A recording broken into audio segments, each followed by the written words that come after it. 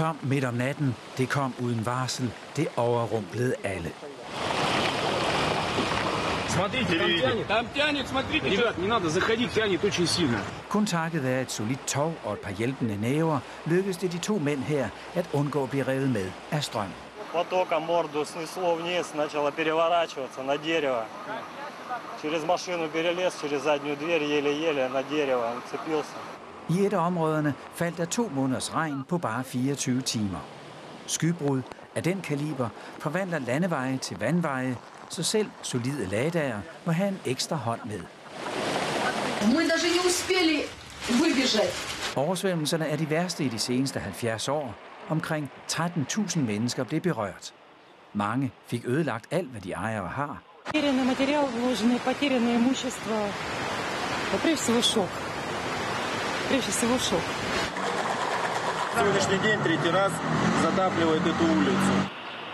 Og det her er så synet, der mødte indbyggerne i Sortehavsområdet i dag.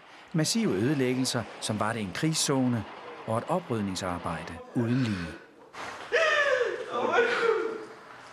Og med vandet kom også jordskredene. Chaufføren i bilen her nåede at stoppe i tide. Да, на ходу успел остановить, но все равно оползень большой. Сработали подушки безопасности.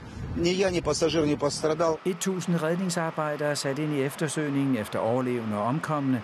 Politiet er mobiliseret for at undgå plyndringer, og fly og helikoptere kaldt ind fra Moskva for at afbøde katastrofen, der kom bag på en hel region.